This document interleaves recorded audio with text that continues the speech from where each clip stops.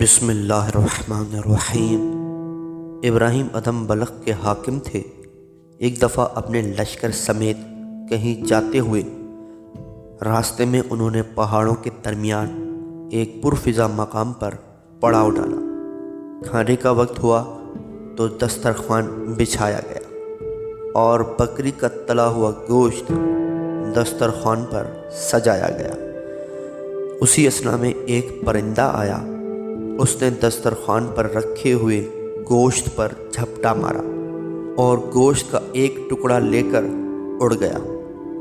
ابراہیم ادھم نے اپنے فوجیوں سے کہا کہ اس کے تعاقب میں روانہ ہوں۔ وہ قریبی پہاڑ کے نزدیک جا اترا۔ جب فوجی وہاں پہنچے تو ان کی حیرت کی حد نہ رہی۔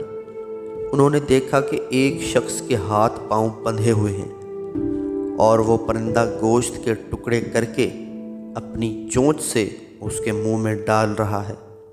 فوجی اس شخص کو اسی حالت میں اٹھا کر ابراہیم ادھم کے پاس لائے اور سارا واقعہ بیان کیا۔ پھر ابراہیم نے اس سے پوچھا، تمہارا کیا معاملہ ہے؟ تو اس نے بتایا کہ میں ایک مسافر ہوں اور یہاں سے گزر رہا تھا کہ ڈاکوؤں نے میرا سامان لوٹ لیا اور میرے ہاتھ پاؤں باندھ کر جنگل میں ڈال دیا تاکہ صحرائی جانور مجھے نوچ کر کھا جائیں اور میں اپنا دفاع تک نہ کر سکوں۔ اور اس واقعے کو پورے 7 دن گزر چکے ہیں۔ مجھے اللہ تعالیٰ نے زندہ رکھنا تھا تو اس نے اس پرندے کی ڈیوٹی لگا دی۔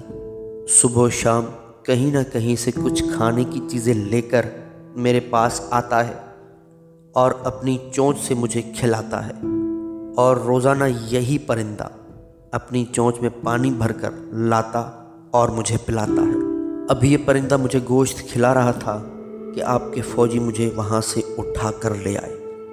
ابراہیم نے اس کی رسیاں توڑی اور رونے لگے اور رو کر کہا، جب اللہ مخلوق کی رزق اور روزی کا ضامن ہے اور وہ اس حال میں بھی رزق پہنچاتا ہے تو میں یہ حکومت و سلطنت کا بوجھ کیوں اٹھائے پھرتا ہوں؟ چند دن بعد انہوں نے حکومت چھوڑ دی اور یاد خدا میں محو ہو گئے۔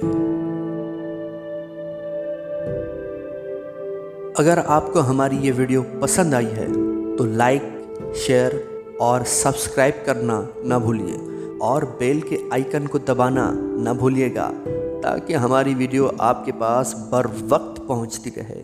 شکریہ۔